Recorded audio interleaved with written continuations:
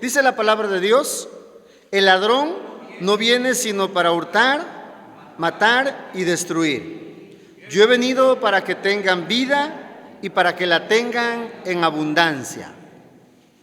Voy a leerlo, ahora escúchenlo por favor. El ladrón no viene sino para hurtar y matar y destruir. Yo he venido para que tengan vida y para que la tengan en abundancia. Habla Cristo y dice estas palabras. Cristo dice: yo he venido para que tengan vida y para que la tengan en abundancia. Durante este mes de diciembre, y a propósito justamente de la Navidad, les he estado hablando acerca de el propósito de la venida de Cristo al mundo. ¿Por qué es importante que nosotros comprendamos cuál es el propósito por el cual Cristo vino al mundo? Hay varias razones y quisiera mencionar por lo menos 2 o 3 de ellas de entrada. Lo primero es que Dios quiere que sepamos la razón por la cual envió a su Hijo. Eso es lo primero. ¿Cómo podemos afirmar esto o asegurarlo?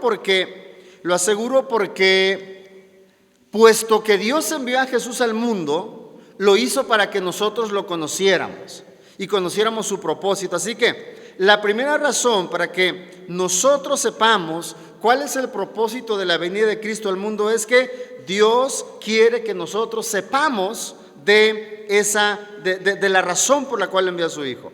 Lo segundo, y que va muy de la mano con lo primero, es que necesitamos conocer la razón de la venida de Cristo al mundo, porque Cristo vino por nosotros, Cristo vino por los seres humanos.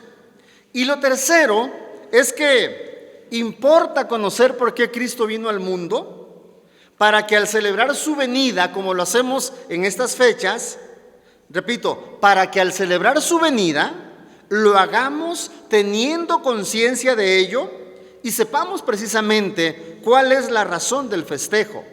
Porque muchas personas han celebrado y han estado festejando la Navidad durante este mes, durante estas semanas. Pero la verdad es que se han enfocado muchos en la bebida, en la fiesta, etcétera, etcétera, en los regalos. Y muchas veces del cumpleañero nadie se acuerda, ¿no? Una cosa muy extraña, ¿verdad? Que resulta que del cumpleañero casi nadie se acuerda. Por eso, para cerrar esta serie del mes, cierro con este tema precisamente.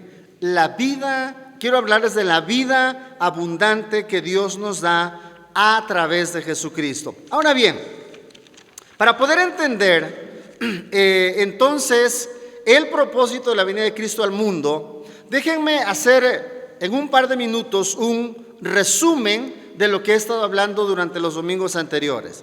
Les he mostrado que el propósito de la venida de Cristo al mundo, les he hablado de un propósito cada semana y estos se complementan. Les he hablado acerca de que Cristo vino para mostrarnos la gracia del Padre. Les he hablado de que Cristo vino para salvarnos de nuestros pecados. También les hablé la semana pasada que otro propósito es para que nosotros creamos en Dios. Y lo otro es para darnos vida abundante, y es de lo que quiero hablarles hoy. Que por cierto, la palabra que la Biblia emplea para hablar de la vida abundante no es la palabra bios, como se usa, ¿verdad?, para hablar de la vida natural, como biología, ¿no? Sino que se usa la palabra Zoe, Z-O-E. Incluso hay personas a quienes les ponen ese nombre, ustedes han escuchado, ¿verdad? Bueno, pues la verdad es que es un bonito nombre, porque la palabra Zoe significa vida abundante, significa también vida plena, significa también vida eterna. Toda vez que usted lea en la Biblia que Dios da vida eterna, se refiere a la vida abundante que nos da por medio de Jesucristo. Ahora bien, lo segundo que quiero mostrarles es que para poder entender mejor, para poder comprender más ampliamente y ver cuánto sentido tiene el hecho de que Cristo vino para darnos vida, necesitamos entender la condición del ser humano frente a Dios. ¿Cuál es la condición nuestra frente a Dios? Bueno, hablemos del ser humano en dos tiempos. Primero, hablemos del ser humano antes de la caída en el pecado, antes de la entrada del pecado al mundo. Desde la creación, Dios le concedió al ser humano, ojo, una condición de vida, ¿ok? No solamente le dio la vida, sino una condición de vida.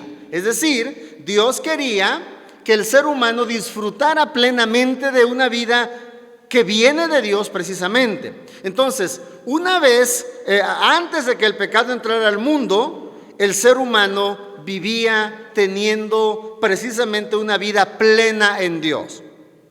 Pero luego viene el segundo momento. Con la llegada del pecado al mundo, todo cambia radicalmente para nuestros primeros padres y para toda la humanidad. Entonces, con la entrada del pecado al mundo, todo cambió absolutamente. Entonces, la condición del ser humano cambió, fíjese bien, cambió nuestra condición. Es decir, estábamos en una condición de vida mientras el pecado no entraba al mundo, y con la llegada del pecado entonces se cambia a una condición de muerte, a una condición de muerte. Ahora bien, desde el principio, en Génesis 2, capítulo 2, versículo 17, Dios le dijo a nuestros primeros padres que podían comer de todos los árboles o de todos los frutos del huerto del Edén, excepto de uno. Dios les dijo, porque el día que de él coman, les dijo, ciertamente morirán.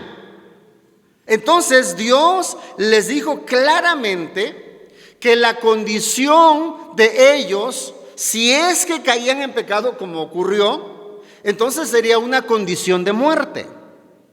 Y efectivamente, cuando ellos pecaron en contra de Dios, se generó esa condición de muerte. Ahora, quiero que escuche, por favor, y si tiene una Biblia, búsquelo conmigo. Quiero que veamos dos pasajes en Romanos capítulo 5 para ver lo que la palabra nos dice que ocurrió una vez que el ser humano incurrió en el pecado. Romanos 5, versículo 12. Romanos 5, 12. Si lo tiene, léalo conmigo, y si no, escúchelo por favor. Dice así: por tanto, como el pecado entró en el mundo por un hombre, y por el pecado la muerte, así la muerte pasó ¿a cuántos? A todos los hombres, por cuanto todos pecaron. Vea lo que ocurre, ¿no? La muerte, dice la palabra de Dios, pasó a todos. Todos pecamos delante de Dios. Versículo 17. Versículo 17 dice Pablo, pues en Romanos 5 seguimos, 5:17, pues si por la transgresión de uno solo reinó la muerte. Ahí me detengo, porque Pablo va a decir en la siguiente parte que por la vida de otro, es decir, por Jesucristo, vendría la vida. Pero quiero enfatizar lo que Pablo está diciendo. Pablo dice que la muerte reinó a raíz del pecado de nuestros primeros padres. Perdón. La muerte reinó. Así que después de la entrada del pecado al mundo, ojo, se generó en nuestro mundo no solo la muerte, sino un reino de muerte. ¿Sí me estoy explicando? ¿Sabe qué implica eso, un reino de muerte? Hemos ido a hablar de los reinos, ¿verdad? A lo largo de la historia. Y hay reinos que se han caracterizado por ser reinos, en primer lugar, prósperos. Pero ¿qué cree? Muchos reinos también han sido reinos malvados. Me estoy explicando. Donde ha prevalecido la muerte, la injusticia, donde ha prevalecido la maldad. Así es como ocurre a lo largo de la vida. Pero la Biblia dice entonces que con la entrada del pecado al mundo se generó un reino de la muerte.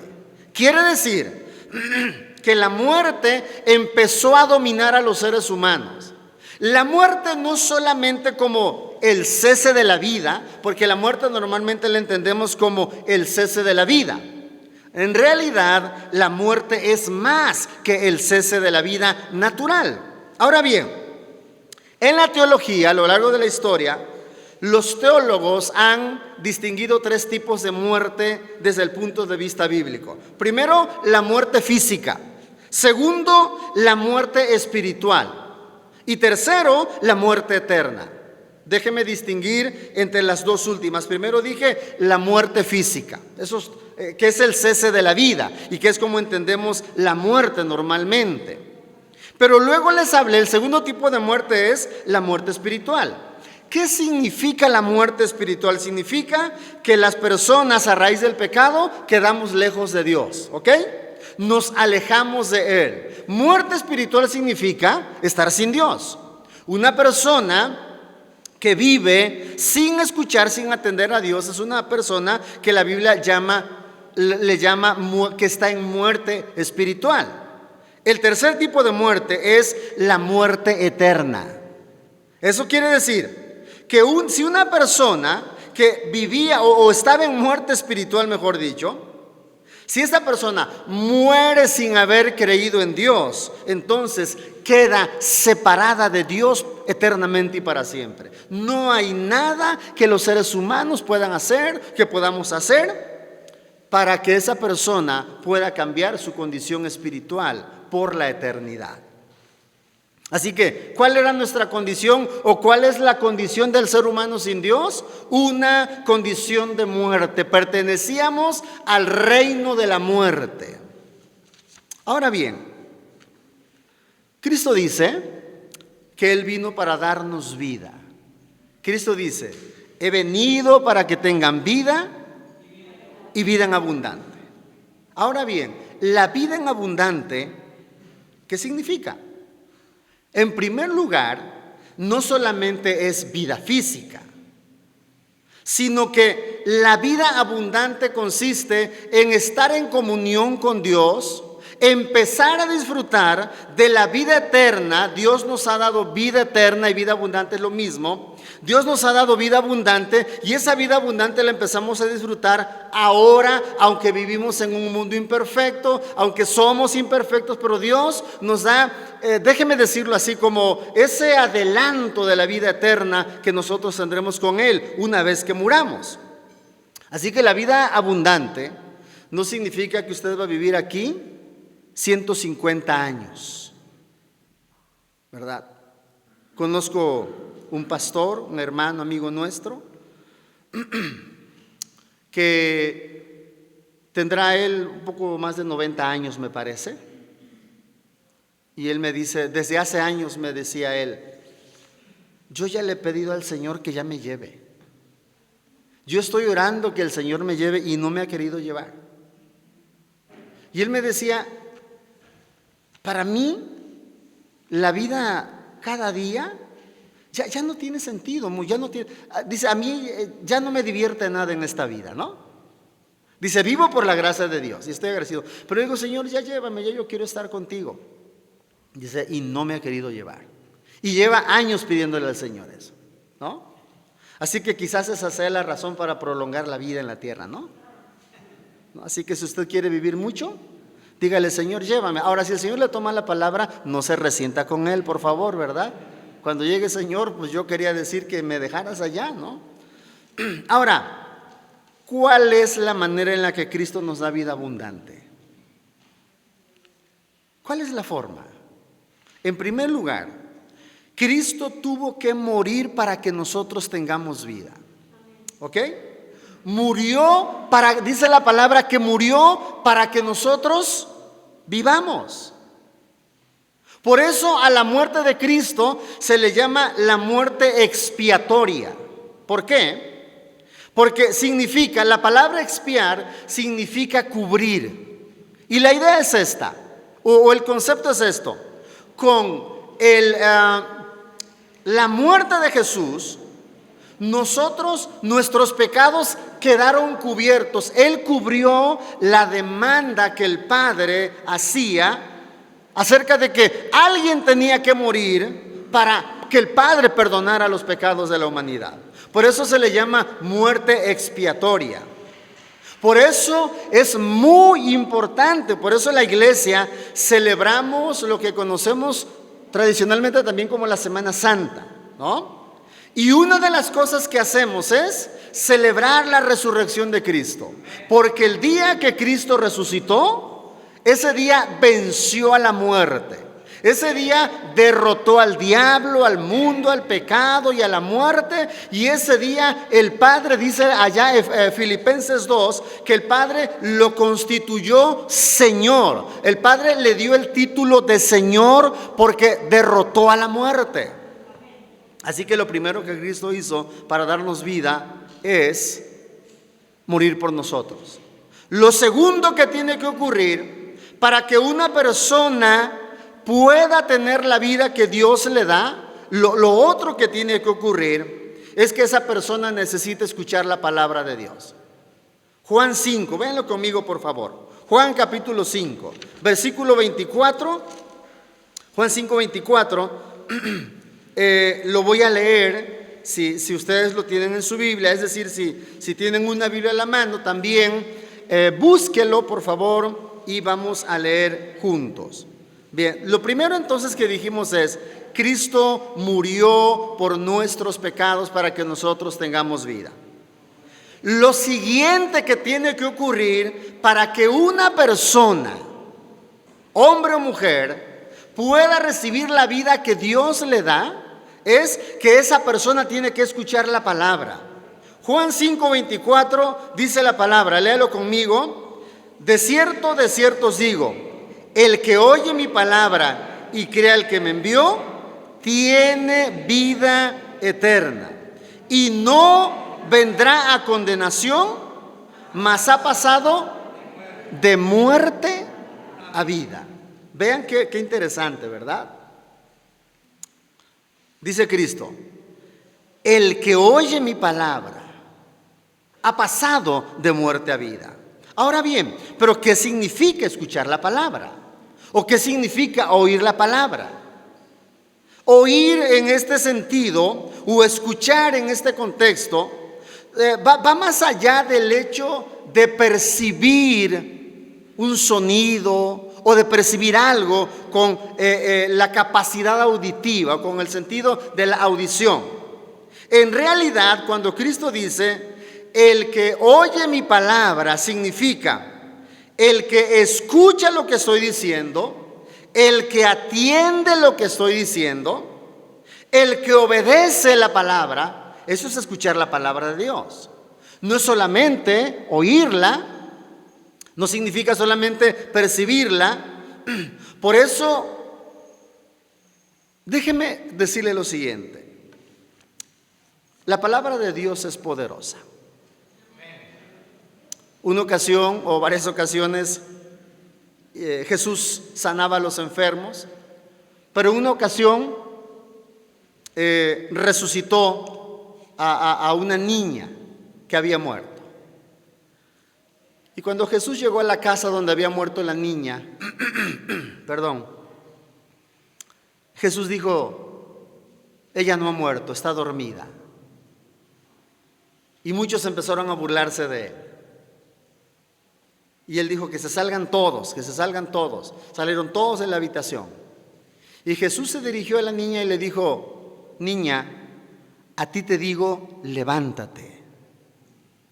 Habló al oído de la niña y la niña se levantó. ¿Qué quiero decir con esto? Que la palabra de Dios es poderosa y tiene poder aún sobre la muerte. Porque cuando Jesús le dice a la niña, levántate, es la palabra de Dios que tiene el poder para resucitar. En otra ocasión, un soldado romano mandó a decirle a Jesús que fuera para sanar a su siervo, a su esclavo. Y cuando estaba Jesús cerca de la casa, mandó a decirle a Jesús: no entres en mi casa. No soy digno de que entres a mi casa. Pero di la palabra y mi siervo va a sanar. Fíjense bien, ahí está la clave. Di la palabra y mi siervo va a sanar.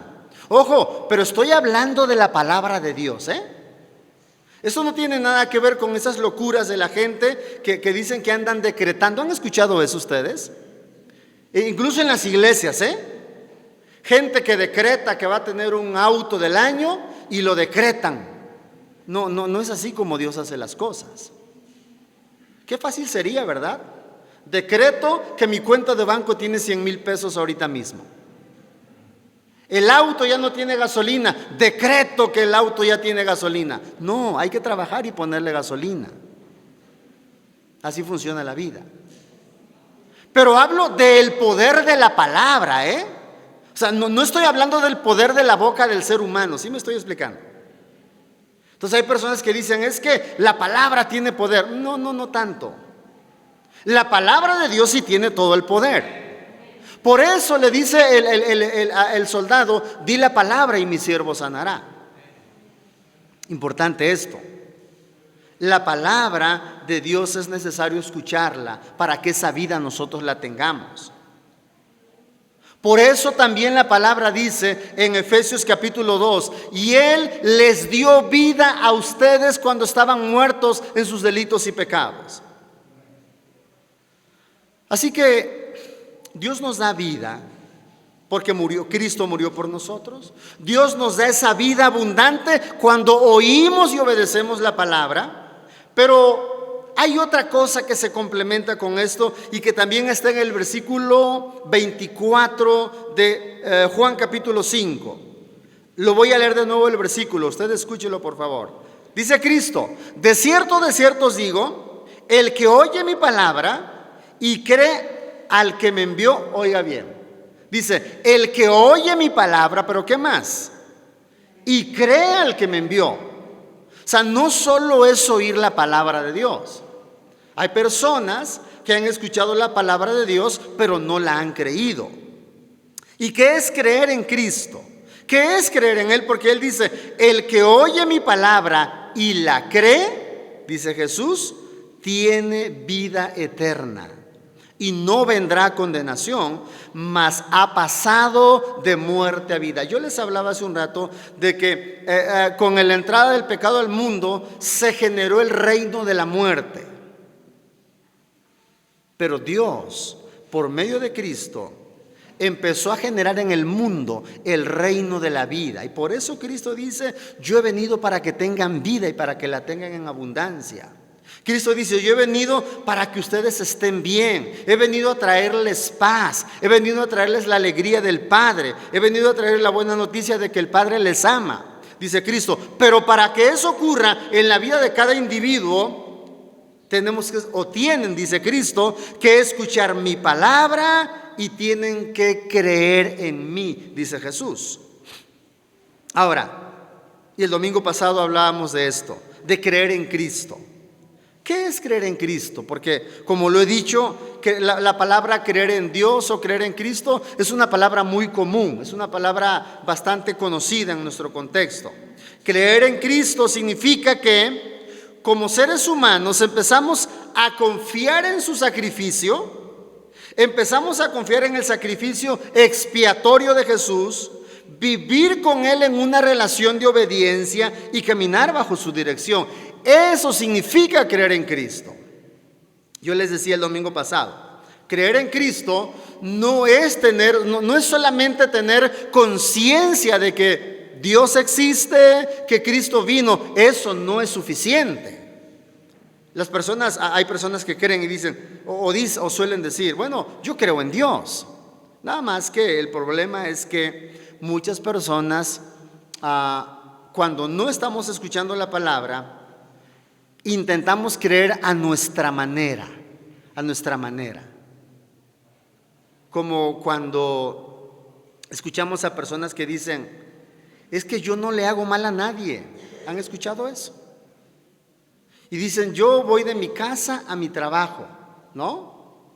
y de mi trabajo a mi casa, pero no le hago mal a nadie. Y cuando de repente estamos en un funeral de una persona que fue respetable, ¿verdad? Decimos, es que era una persona muy generosa. Porque ya ven que en los funerales se habla bien del muerto, ¿verdad? Ya ven que es ahí donde todo mundo le echa flores al muerto. Y hasta decimos, yo he escuchado que dicen, pues Dios lo debe tener en su santa gloria, porque era una persona buena. Nada más que si una persona no creyó en Cristo, aunque haya hecho muchas buenas obras, no sirve de nada. Es decir, esas obras no salvan. Para que tengamos vida, la vida que Dios nos da, necesitamos creer en Jesucristo. Y en último lugar, una vez que hemos creído, les decía también el domingo pasado que la palabra creer en la Biblia es una palabra muy activa. Significa creí, creo, estoy creyendo y seguiré creyendo. Es una palabra, es un verbo activo, es una palabra justamente dinámica. Así que lo otro que necesitamos para tener la vitalidad de Dios en nosotros, la vida en Jesucristo, usted ya, pensemos, usted ya oyó la palabra de Dios, usted ya creyó en Jesucristo, pero viene otra cosa que se necesita para tener esa vida que Dios nos da. Y lo otro que se necesita es que necesitamos permanecer en Cristo para que esa vida sea una realidad en nosotros. Por eso cuando las personas dicen, algún cristiano de repente dice, es que estoy frío espiritualmente. Y cuando las personas dicen que están frías espiritualmente, a veces le quieren echar la culpa a la iglesia. Entonces yo inmediatamente le pregunto, dime cuánto lees tu Biblia cada día. Bueno, no he leído últimamente, he tenido muchas cosas que hacer. Ok, dígame cuánto tiempo pasa en oración. No, tampoco, menos, no he podido orar. Dígame con qué frecuencia se reúne en su iglesia. Pues no tanto, la verdad. Pero sí voy Semana Santa, cuando hay temblor, ¿no? Fíjate que cuando hay temblor, ya al siguiente domingo, miren, los templos están llenísimos, ¿no?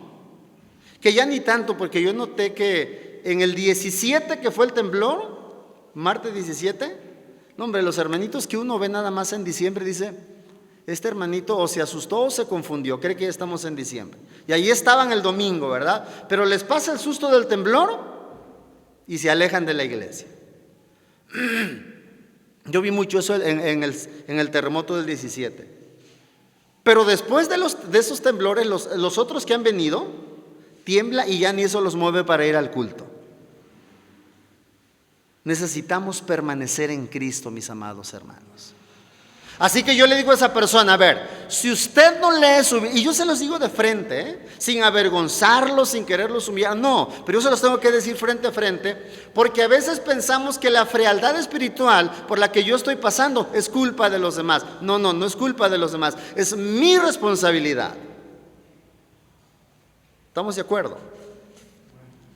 Si un hombre tiene comida que todos los días prepara su esposa, él trabaja para comer, es decir, para que haya dinero en la familia, la esposa prepara la comida y ese hombre no quiere comer, y después de una semana, un mes, ¿podrá culpar a su esposa de la anemia que él tiene por no querer comer, aun cuando hay comida en su casa? No. ¿Por qué? ¿Qué le va a decir la esposa? Ingrato, infeliz, la comida ahí está, se echa a perder. Pues no la puede culpar. Entonces yo normalmente les digo, a ver, si no lees, si no oras, si no lees tu Biblia, si no le estudias, mijito, te estás muriendo. Te estás muriendo, si no es que ya te moriste. Pero ¿cómo piensas nutrirte si no te acercas a Dios? Por eso yo pregunto y les digo, a ver, platícame cómo te nutres. Y no me conformo con que me digan, pues bien. Yo les digo, ¿qué es bien? Defíneme qué es bien. ¿Cuánto tiempo? ¿Cuánto la meditas? ¿Por qué? Porque necesitamos permanecer en Dios. Juan capítulo 15, con esto ya voy a terminar, y créanme que si voy a terminar. Alguien dijo que cuando un predicador dice, y ya vamos a terminar, alguien dijo, no les crea, pero usted créame. Juan capítulo 15, versículos 4 y 5, si lo tienen, léanlo conmigo, por favor. Dice la palabra de Dios, Juan 15, 4 y 5. Gracias, César. Gracias. Mire, primer ponche que me voy a tomar. Está frío, pero no importa. Juan 15, versículo 4 y 5. Dice la palabra de Dios: permaneced en mí y yo en vosotros. Como el pámpano no puede llevar fruto por sí mismo si no permanece en la vid, así tampoco vosotros si no permanecéis en mí. Dice Cristo, como la rama, ese es el pámpano, como la rama no puede llevar fruto si no está unida al árbol, en este caso él habla de la vid. Dice, así tampoco ustedes si no están unidos a mí. Y en el versículo 5 él aclara y dice, yo soy la vid, dice Jesús. Ustedes son los pámpanos o las ramas. El que permanece en mí y yo en él, este lleva mucho fruto, porque separados de mí nada podéis hacer. Para tener esa vida que Dios nos da, esa vida plena, esa vitalidad, para que recibamos esa vitalidad que el Padre nos da por medio de Jesucristo, necesitamos entonces oír la palabra, creer en Cristo y permanecer unidos a Cristo. Yo quiero preguntarle, ¿qué tan unida está usted a Cristo? ¿Cuánto está unida su vida a la persona de Jesús? Porque de ahí depende la vida que Dios le va a transferir a través de esa relación. Si usted ya es un cristiano, usted debe nutrirse de la palabra para que esa vida plena siga fluyendo. ¿Qué ocurre con una planta a la que no se le pone agua, no se le pone abono, no se le fumiga, no se le retiran las plagas, etcétera, etcétera? Se seca, ¿verdad? Empiezan por ponerse amarillas, ¿no? Empiezan por perder el color verde, luego se caen las hojas, se marchita la planta, y si nadie hace nada por la planta, entonces esa planta se muere. Concluyo diciéndoles, al recibir la vida que Cristo nos da, cuando creemos en Él, recuerde, nuestra condición de muerte, la condición de muerte del ser humano, cambia radicalmente a una condición de vida. Aunque enfrentaremos la muerte física, recuerden que le hablé de 3 tipos de muerte: la física, la espiritual y la muerte eterna. Aunque enfrentaremos la muerte física, salvo que usted viva cuando Cristo venga, porque la palabra dice que pues obviamente hay gente que va a vivir cuando Cristo venga, ¿verdad? Pero vamos a enfrentar la muerte física, repito, excepto que Cristo venga antes de que muramos. Entonces, con creer en Cristo, ya hemos superado la muerte espiritual y la muerte eterna ya ha sido evitada por el poder redentor de Jesucristo. Recuerde que Cristo vino para darnos vida abundante, pero es necesario que usted hoy escuche la palabra, la crea, para que esa vida abundante sea una realidad en usted todo el tiempo. ¿Cree usted en Jesucristo ya? ¿Es usted una persona salva? ¿Es usted una persona que ya ha entregado su vida a Jesús? Gloria a Dios. Si aún no lo ha hecho, debe hacerlo. Y le convoco para que lo haga. Imagínese si usted no ha entregado su vida a Jesús. Qué hermoso será para usted y qué hermoso será para toda persona que, celebrando la venida de Cristo al mundo, tengamos ese encuentro en donde le pidamos perdón a Cristo por nuestros pecados, creamos en Él, y entonces la vida de Dios empieza a fluir en nosotros, empieza a estar en nosotros. Oremos.